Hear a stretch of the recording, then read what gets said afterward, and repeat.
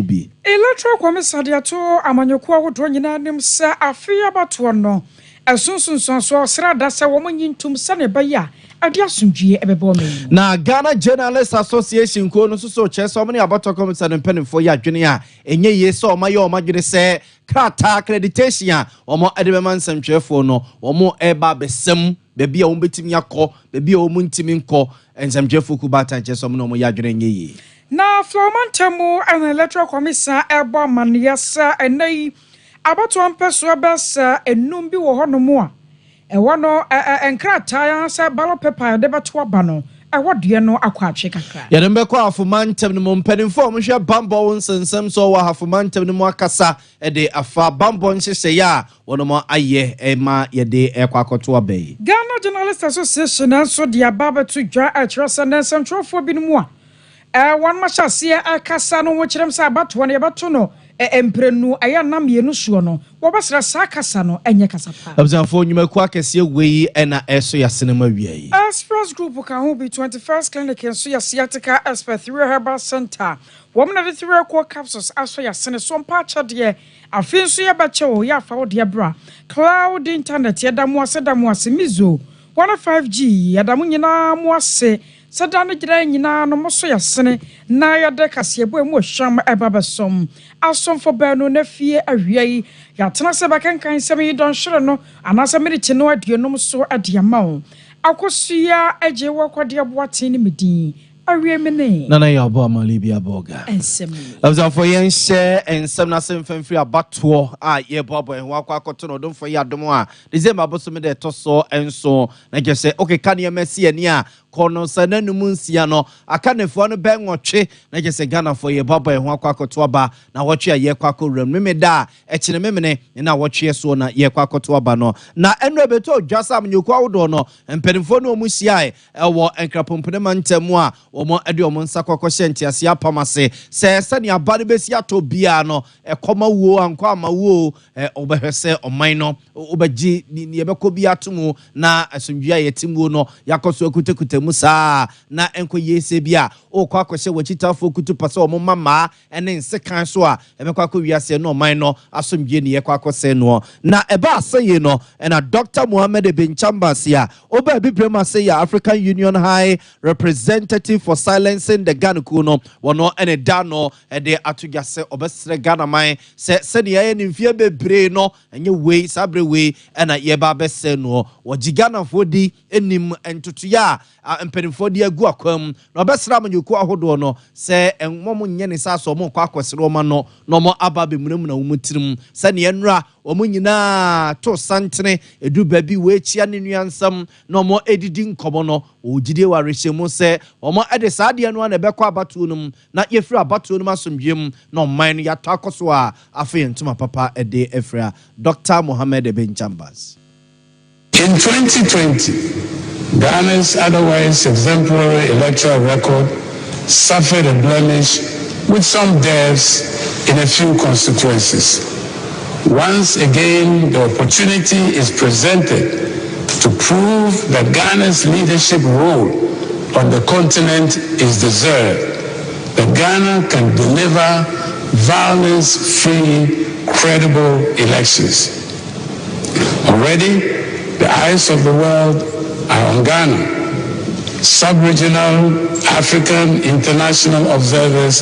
have already arrived for the elections. And I can see many familiar faces among the ECOWAS delegations, the African Union delegations, the Commonwealth delegations, and some of the other observers who are already here. We have, of course, the new ECOWAS ambassador who is here. The UN doesn't observe elections, but the RC will assure you that the special representative of West Africa and Sahel will be here. And so we'll have the international community here to accompany us. Let them go back and report about the peaceful, non-violent, exemplary elections they would have observed in Ghana. And here let me just say that I'm also pleased that Electoral Commission has been discussing with media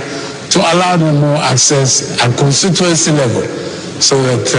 with their eagle eyes, everyone can see that things are being done in the open, transparently, and without anything to hide. But I want to end on a personal note, and of course I will crave the indulgence of my sister, Nana Akosua, the president. Dr. Mohammed Ben Chambers and Yetene Kano, African Union High Representative for Silencing the Gun Kuno, or no, and a penny conche for Dano. About to Commissar Adiato, Amanyoko, Dronina, and the match say. I fear about to no safan say one month from one to pepper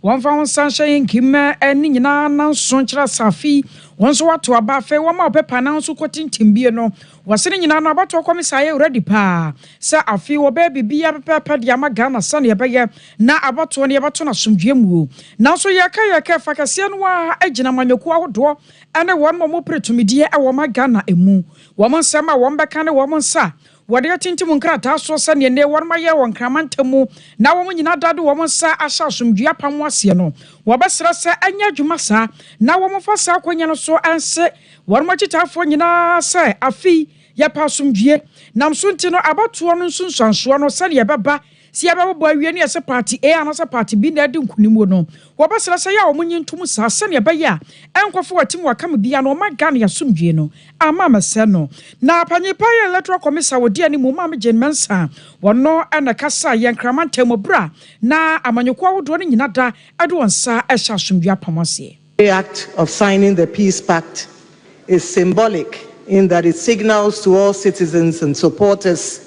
of our presidential candidates that they are indeed committed to ensuring that Ghana remains intact before, during, and after the election. It also symbolizes that our presidential candidates have put Ghana first before their own interests and aspirations. Hence, my assertion at the start of my presentation that this is a historic moment in Ghana's development. As a commission, I'm pleased to note that we have walked the talk of peace, mindful of the fact that attaining peaceful electoral outcomes will depend on our actions.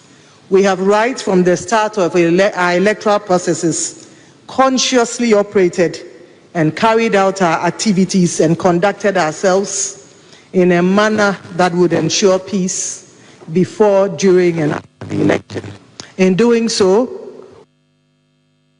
I was away I electoral commissar Panipa, Madam Jane Mensa. Now, for when you name will know and a National Peace Council penning for or more and a share said you made your way our encrapompedamenta mamma you call who doing na a do almost monsa ebeshentia sia pamase a man penning for kukudama pepian kuni any a ning to nature say and penning for cremun na yes so about you seven we to a donko ye in nara echo a jumedina sienra or more a day or more any coach we see a could do a dance a positive penning for Kobi, a soldier form penning for Kobi, about to comments and penning for noa, or my share Eddie referee wa Benimono, or Musso or Mokobi, a National Peace Council for HSA, said you made your course so and rano, and Koyese Bia, or Modu Mano and the Quaco Dongre wa bra, a be enco num, one Tiasia Pamnoa, and Ra, or more Eshema, you quaho drono, Edo Monsashi Shasiano, or more Ewujidi wa Rishimo, say a Beye Juma, and Coso demo on the Monkom, a Bessania Quasi. Emma Adamu Sakra noa or party asumesi ananso obintinimuno e de beye adwuma mafia bato no ya bobo ho akwa akotena sumdwem ya kenkana sumdwem abobona sumdwem na ya ba betwaso e de adwuma asumdwem ora George Amo eye penimpa National Peace Council wadano say executive secretary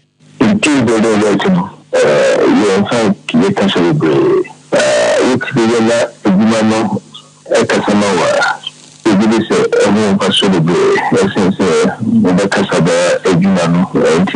and Casamo. Because we're very confident that all of them will come. It should be another great idea. We are simple to that.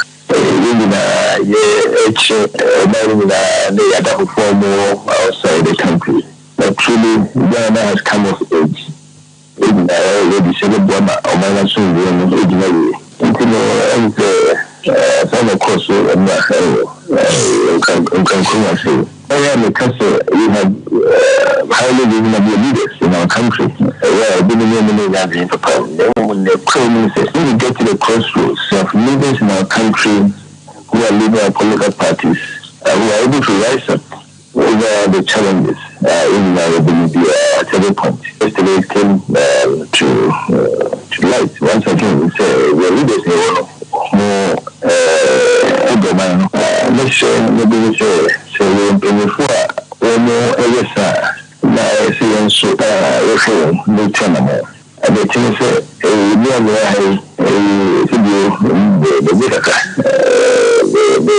but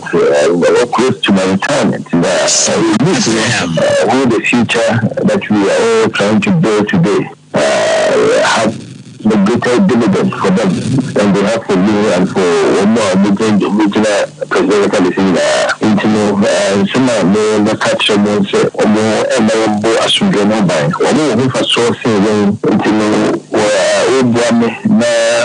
same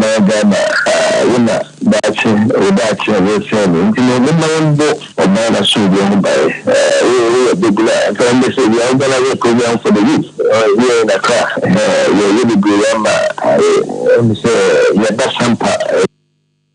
For Ora George Amo and a penny quencher for the National Peace Council, Kunano, say Executive Secretary.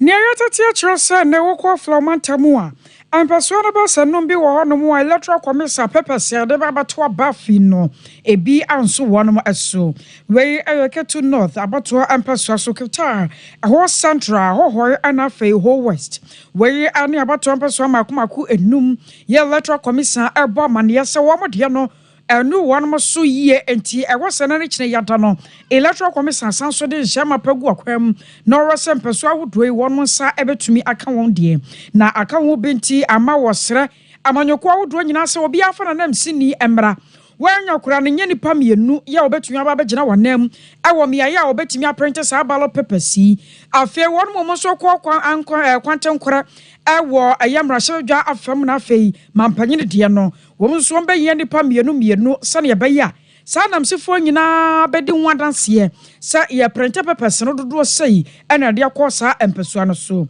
Na deputy chairperson. Adema electoral commissioner Ora Samuel Tate and an central for Ekasa ya which mu se ene de akwakodo no I was say ya and na one mo ayenwo na eno kan ho bi ama deputy director of elections Adema NDC amanyoko no Dr. Rashid Tanko one central for Ekasa wo ho no wa say ya no nwanwa say electoral commissioner Fedie Saman boy eno motete to you I must say we have serious challenges with the Electoral Commission, the way and manner they are handling these issues. Because initially, we all agreed to the processes and the tenets upon which the ballots are going to be printed. Now, afterwards, we started experiencing these challenges upon challenges. It doesn't augur well for the statute or the credibility of the Electoral Commission. For instance, the issue of the voter registration is as a result of statistical mistakes or errors that we've identified. Because if you look at the shortfall, it emanates from the Electoral Commission own statistics. Okay, the statistics they generated and sent to the print houses were not correct. Last minute, we saw it last minute. And we indicated that to them. When the ballots were sent down and we rechecked the statistics, we realized that the statistics were not correct. For instance, in one of the constituencies, they were supposed to print 642 per the voter register of the constituency. They needed a combined ballot booklets of 642, but they rather sent statistics of 640 to the print house. So, of course, what do you expect? The print house is going to print 640, and our agents therein, because they were holding on to the same statistics as sent. So they also monitor and they did their job fantastic and make sure that the 640 were back. But unfortunately, the real statistic was supposed to be 642. So when they arrived and rechecked and realized that they would be too short of ballot booklets. So that is why you send this shortages coming out. And I think if they have put the statistics attached to the letter they written, you would have seen it. Yes, clearly, it is the problem from the Electoral Commission. The way they generated their statistics were not in conformity with the numbers as generated from the summaries that I was requesting for during the last IPAC meeting. Because if you look at the summaries there, in constituency summaries, regional summaries, you will be able to track the ballots statistics as used for the printing. And that's where the problem came from. So the Electoral Commission needs to sit up. And I know the Director of Research and Elections, Dema NPP Amanyoko Noah Evans, Nimako answer the Kakra Etwaso. I mean, for us as New Patriotic Party, we will monitor this exercise. And if you appreciate printing of ballot papers, you understand that when the EC had generated ballot statistics that take care of the number of people per polling station, and with a certain percentage increase to take care of challenges on election day. Printing is done based on those numbers. And then at the printing houses, there are political party agents who must see to it that the numbers will meet the statistics as have been generated. Human things, and therefore there can be some challenges. We know sometimes the EC is bringing to our attention some of these shortfalls. I remember there were issues with Lambuti, Laura, Ayawasu West, and Kema West, with some shortages, some having to do with faulty ballot, and therefore had to be brought back for some corrections to be made. It was the reason why the New Patriotic Party found it that when the NDC supervisor, Japa, was going around directing or instructing printing houses to destroy the plate they use for the printing. You see, it is after you sent out the ballot papers from the printing house which have been checked by the EC and party agents to the district, and it is received. They also, as EC officials, will go through with party officers and stakeholders to make sure that ballots that have been brought to the district will meet the numbers as indicated. So at that point, we are likely to find some challenges here and there. But I was on your turn and carry up a new control for your Shabato and some Sodema and PP Amanyoko no. Ora Evans Nimako. Abzanfo eguso ademu abato ho nsensem agya ye wompo anu de ne gesa anwene mu a ene yeda so a yebutu yi na abato ya ebeto dwa se Electoral Commission mpanimfo se ye enkrata wo mo edebema nsamtwefo am na di adanse so asomasi anaso obentini ya wogina hoyi wo ye nsamtwireni ena oba ba fi na ni kotwa wisi anominati asantem pepi se jare bobo edi ya abato na chi na agya wa ma ehunu de ekoso wo ebia polling station asomesi adanso obentene no saa body krata ne yakosi bronika ne accreditation no omo eyo madwene som de be mansamtwefo de mom som de mansamtwefo a ba bia ombesesa aba ne nyina akwa kosumu a omo ebekeka bom achese bia ahase asomesi na edi nkunim be ye MP ahaso so asomesi na wori ye ne ade ne honom no omo epesensamtwefo no omo sem na enkoyese bia obi bia nsamtwe bia no ebetimi akọ nemum yenya kakra bi emomokọ no mu a na nkeja wo makọ akodi hu adanse na nka wo apom ba bia tena na eno na nsamtwefo ebufu hu a enam so Electoral Commission mpanimfo yes so ne Ghana Journalists Association mpanimfo kwa akodi nkomo ene Ghana Independent Broadcasters Association for kwa akodi nkomo na nka wo ahwe kwane a wo ede ensam ne befa so na ena no pay Ghana Journalists Association ku no Ghana nsamtwefo nyina ku batan ababonte chese omo ene Electoral Commission mpanimfo ya adwene a enye ye omo ntiase se ene omo hya ase de a yene omo nyina na beka bom de akwawieye adane ene mu nyina na ehya ase na se kwakokenka aba no coalition center de a mo sensemtwefo no mu yiyim na mama bia kọ na ebisuso agina chiri Ghana Journalists Association mpanimfo chese omo ene Electoral Commission mpanimfo ya adwene a enye ye ora Albert Jomfo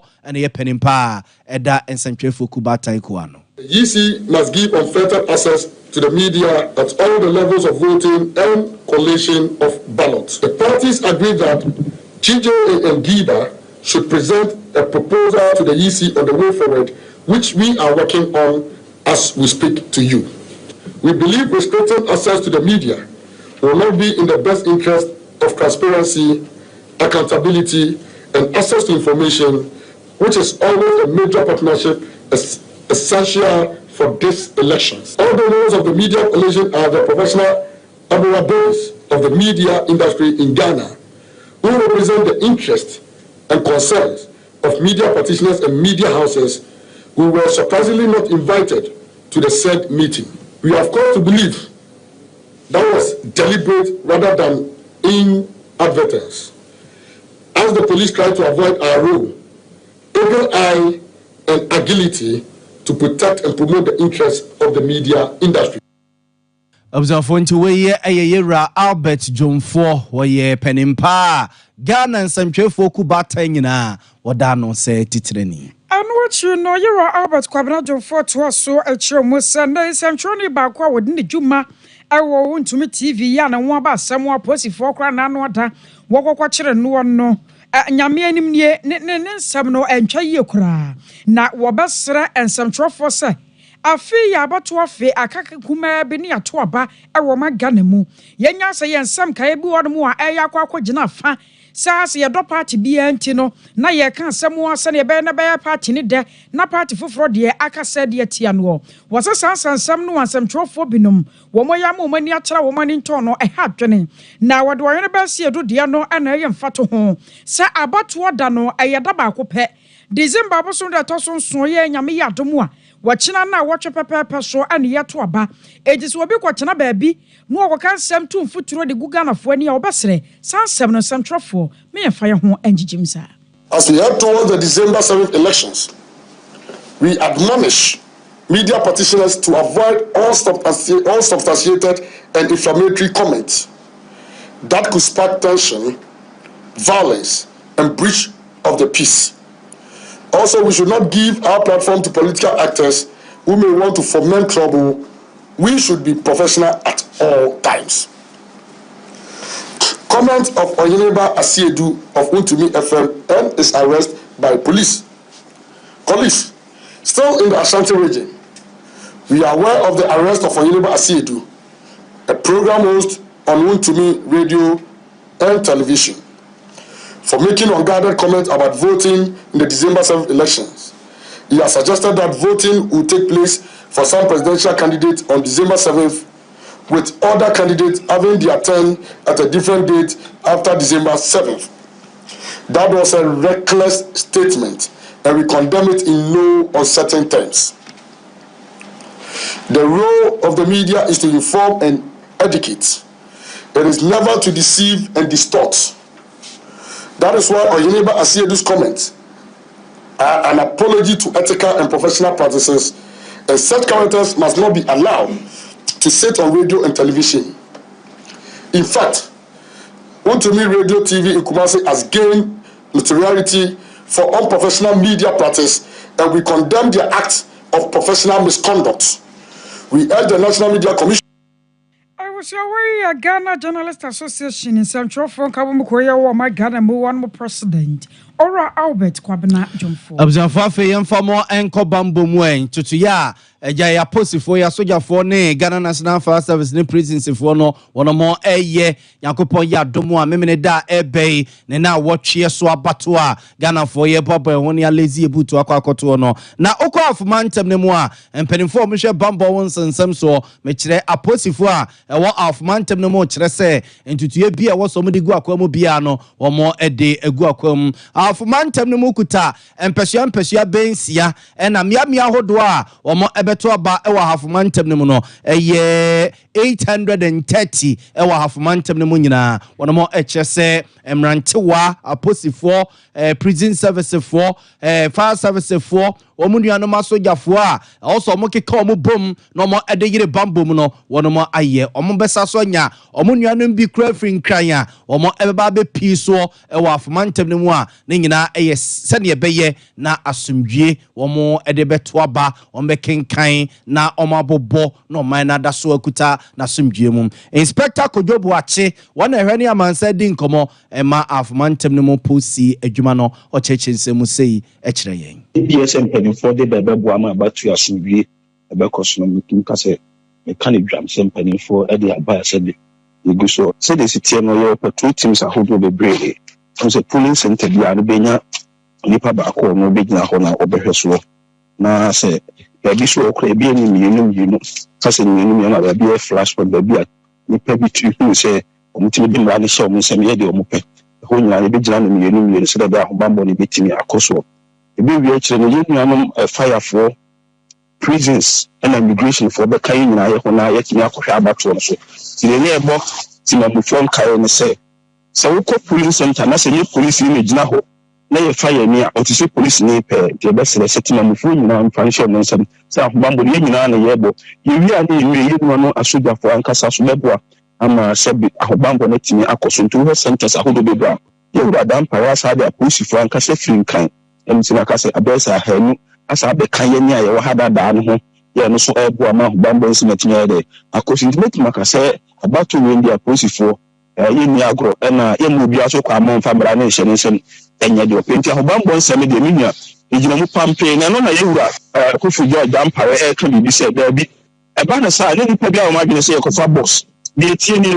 so we nipa personal bodyguard ye besre se saada ne ye to aba nipa bia wo gina bi se MP bia wo gina bi no ye besre akwanye wo mu ni wo ene wo yere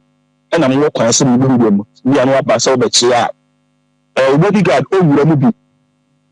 observe nti we eye inspector Kojobu ache wona hwani amansa di nkomo ama afomantem ne mu posi adwuma no enyina I was worry a year from Tobercasia born when in Wasugusu ya wuti no yatua and some no aso. Nana answer ya otosumbi no ya chairman ya IPDC wadano. Wadi ya futu ama manyokua hodonyi nada ane one mochita fortress we asim do dia chireno. Ayana pempi no wasia do dia kan no nantie. Nam so nche no amanyokua hodo ne mpanyimfo no wo wasa wo sunu wo ban wo nantie wo kasa wo ne ye no ebesa fata no mochitafo no so atumi ade akire bi wose afi yanka yo se amama ya wodo pi no wo no abato nam so ama wo mkro no wagija na so ma Ghana ya pede sa somdue mramu kro ye ne ba ko ye nya adwuma de a ene na afi ye rasa basabasa ye pi ada emma emetwintwan ya kwan mu bia menya opportunity ya meditu manfo se Ghana ne ye wo Ghana yenya na ye de tisi ye se Ghana no yenya ne bu bachi si asumdie mu a ye ka ho se mu ye yenya ya se de ki tu mu na mo pa ma yenya ya so se politician da me ka se bisi ko be ka do ko se mu se ma ko ka se mu tra se mu ti ka ba ma sa da mu ti so se sa no se se wo pe asumdie mu na mo fomenti trouble ko ka sa so a ngwan fa ni musi ni ko ka ko ko no ko ko bi mo na wo gwara ko ko ni ti ko ka ko so ni ko ko ni se ni ye mo ni se ko bua ama asumdie no aye da sa bua ye bua na ni na enochi no NCC Panyipa ya ono awaso microphone mu Owurayere Constance amankwanso fa sakonya no so church o mamba pasade enne dwumedi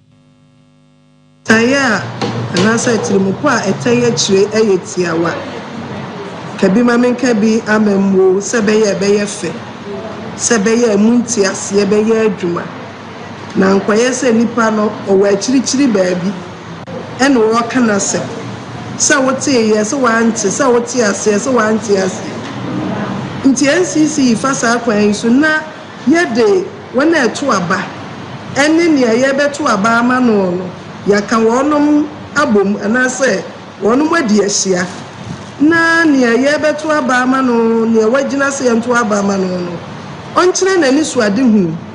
ɛwɔ nneɛma a NCC yɛkɔyɛ nhwehwɛmu no yɛn nsa kan yɛ a Ghanafoɔ ɛto aba ɛsi ehia wɔn biribi te sɛ yɛ sukuusɛm biribi te sɛ yɛn apɔmuden ɛne yɛn akwan ɛne development ahodoɔ developmental infrastructure yɛhia ɛne nneɛma a ehia yɛ wɔ yɛ abrabom te sɛ yɛkua yɔsɛm nti ɛno ɛna yɛbisa wɔn a wɔde wɔn ho asi wɔ sɛ yɛnto aba ma wɔn sɛ wɔn ani so ade hu na wɔn mu ɛyɛ sɛn wei na wɔn akyerɛkyerɛ mu ɛna wɔn a ɛto aba nso abisa wɔn nsɛm sɛ nneɛma a wɔso bɛyɛ kwan bɛyɛ na abɛfa so abɛyɛ no ne wakyerɛ mu ne nyinaa boa ma kabi ma menkabi ama mu no ɛyɛ fɛ ɛyɛ anika nti aseɛ bam ɛnyɛ atɛnnie ɛnyɛ ntɔkwa ɛnyɛ abufuo so ne mmom ɛyɛ adwenkyerɛ nti panin ne ka n'asɛm yɛne yɛkɔto aba nso yɛtie ne yɛafa na asopam ne yɛgyina so ano akyerɛ no panyipa yɛ ɔkasa de ma movement for change ɔwɔ Joseph Amoa wɔn nso de kakra twa to ase yɛn fɔbɔ obi tae atɔmɔ sɛ asomdue ba ɔba democracy ka democracy adwenkyerɛ kɔndino no gama na ne nyinaa kɛne nyinaa bɔ mu a deɛ de clamance no nso yɛkɔto aba deɛ kɔ ne to aba a yɛkɔ mu arase nyinaa yɛmɛ nsa so sɛ ne to yɛbi wɔ hɔ asa no yɛ mu na ha de pepa ne yɛde pictures ne yɛde tim nyinaa pɛ no ato ama wotoma no wie a ɛnua no wie a ne yɛkae yɛbɛde nkunumu ne de ama no nti butaeɛ no nyinaa sɛ ɛbɛyɛ a yɛbɛto aba yɛ na asomdue ofiri awura ɛnnɛ ɛne ɔkyena ne tena ɔmaa wei na ɔmaa no anya no ntoma pɔɔfiri a yɛtumi nyɛ development ɛno ano ade yɛni safety net biara nkora no ɔmu new school no mu kɔ akotom especially when it comes to jobs nti baabi a yɛhunu sɛ yɛlake ayi paa ɛnum asɛm to see every year nipa bɛɛ over 300,000 nipa out as unemployment graduates nti saa nkurɔfoɔ no ebi a ne yɛyɛ wɔ mu ɛno nti arankyerɛmaten policy no sɛ ɔba a make sure sɛ yɛbɛtumi abiebie nnwuma nneɛma bi wɔ hɔ a ɛni sɛ ɔman no de sika anaakɔgye bosea na ɛyɛ ɛsɛ ɛma private sector no kaa biribi te sɛ road infrastructure ɛne a lot of infrastructure no yɛbɛtumi agya ama private sector ma ma ɔmde sika yɛbɛma guarantees na sika kakra a ɛwɔ no ɛwɔ abɛboa ma baabi a yɛwɔ ahokyerɛkyɛ like mfurase akwan ɛne education yɛkene sɛ ɛtumi nya sika a yɛankɔgye bosea no ɛtumi fie mfurase akwan a yɛno yɛ bɛma aduane so So Ora Joseph Amoa no movement for change one on the Casadema one through Herbal Center and I account for the Amaria Brace shall say Kotobi for go on Christmas na bay Kobana so sisi and I say I am Timbi Bejawa what to me anon biama what to me son opa Colina Kiaba done herba Miss Yapidanka when you nada Okabanya bin what to anasa fray Nepen to Drum 2 0546 107 107 0546 107 107 Abusuamo na wo anwa entade empaboa de baba bia baje ne ada wase aya sompa chade o yekoso abomonka ya enche na yeche ade amakunafo nwisia ne nyanka nti de owo bia na fabra ntam ai Ghana Commercial Bank dan ne mu ewo nkranza ye wo ho sunya no ba ya wo 9th market Kumase Ayabarinrom Hotel your mobile money a woman in the entity of this case is 0598 559 802 0598 559 802 Adino Yatawan Media Anasa Blessed Foster Express Group near Canada, US, UK, Holland, Australia, New Zealand, Germany, Ninada Air Espresso was so quacosua dear Okoya Juma scholarship and now simple tour holidays been a Okako dear Express Doba Quadro Ama Huato Kumasia Safuleba runabout Accra Kaneshi First Light 0249 000448 0249 000448 Cloud Internet and so on the account for the amount. CCTV camera installation, digital security locks, web hosting. Yawa top high, and love FM do shanimu 0202 699 110 0202 699 110. Afemizo and 5G so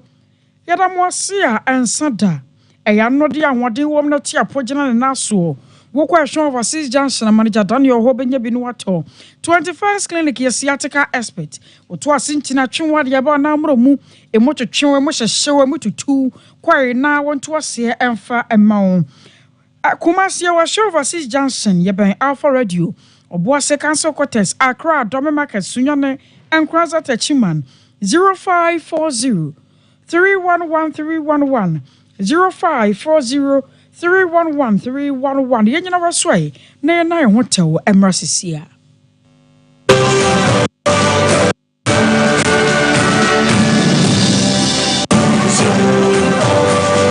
Siatica no o nerves na wo to ase na fa wo siremu na fa wo nansia besi ase ho no se ho techema eno ene ye fa ne siatica na etimi bubu oto ase ka wo se dwe wo sirem wo je ho ba bia enye na no na 21st clinic ba ye adwuma pa wo mu yenti abaso bo ma gine wo Ghana ha ene amono ne enya asem ketewa Womuji international awards ahodo womuji local awards ahodo na anu nso na womu the only sciatica research and treatment center in Africa bibrim hano ebi ni baby a gise 21st clinic nkwa womu de bibidro ene besa o yare no masa de machine aka ho eya yare sabia yare bia wotimi de ko ne mama de ba ko a wo magidi wo mu pa no eye sciatica ena stroke nso de kwa diabetes ni hypertension ni ade Ghana ha ba bia wo mu ho 0540 311 311 0540 311 311 There's a 21st clinic wo mu ye sciatica expert.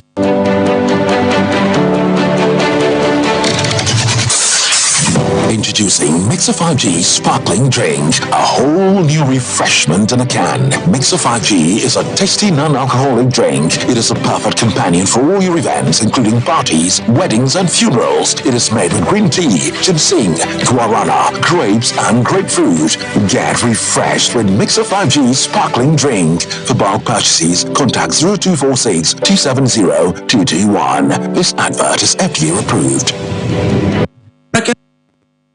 Jumedi woni pedua biara pom den ene na brabo mu ne hienye pa enye prekesenko nuabane haban bi ti se ko nsuso a abonwono ne dia akeka ho no kra enwenunu ahodo a ekọ animu yi ankasa prekesene se nuabai bi nom ne akeka bobudi afa ba efo kwan so a ye dia ye prekese powder siesi ni pedua na ba kwa ahodo ho ban afrimpani ya ne yade ahodo pi ho fa enkurate de ma ba ko freduane anopa ne enwumre anafa enkurate de ma ba ko ewo ni nsuhie yeti Pani nyumre wabra wadidi awie ubenya prekese powder to King's Walk Heba ni Heroes Heba Accra Okesi Drug Lane Dani Heba Kumase Mensa Takrade Mose Pharmacy ni Green Light Pharmacy Sunyane Cash and Carry Supermarket Asantwa Heba ni Bibidro Depot Techiman Sewa Heba Mampong etufo mfre 0550 19 15 14 prekese powder aduane san yedru FD ahwehwe sankratu mu agiatum Hey sewa me hu wacho me na no me bisa ekwa so kwa brochu Kwaku afraid na bebeko men krata krani eni me ma connection man for den kofo sika aduane no yen oteli di musa no Oh Express Group adornment akwantu ayefo opese otu kwan kosua dia Express Group do be call mind to say Canada US Australia UK and Germany say e to ana se visiting so Express Group do be call Dubai Canada US Australia and Germany mo am pese motu kwan koye adwuma nso obetimi de wako Dubai Qatar and South Korea. If you also want to take international tests like SAT, IELTS, TOEFL, GRE, GMAT, they can help you pass easily. They can also help you secure a good job in the UK. You should make sure you Kumasi as a labor roundabout Accra so Omo Carnation First Light, Tema Omo Community 18 Lashibi Girl Filling Station. For more much show for ISO 055 555 0067 and 0249 000448. Here in Ghana, when it comes to chicken, the good old days are back. Why? Because Boris Beef's Chicken, BBC, is here. Yep, give your family and loved ones Boris Beef's Chicken. Fresh, tasty, delicious. Boris Beef Chicken is produced right here in Ghana by our cherished poultry farmers with support from the Ministry of Agric. Get whole frozen chicken, gizzard, chicken feet, chicken neck, and chicken liver for those special family meals, buffets, picnics, funerals, and all restaurants. Get Boris Beef Chicken. It's halal, so everybody can enjoy. Wherever you are, call Boris Beef Farms hotline 05-444-444-53. Ask for our branch that is closest to you and come get your chicken. Boris Beef Chicken, BBC, proudly a Fiakoko.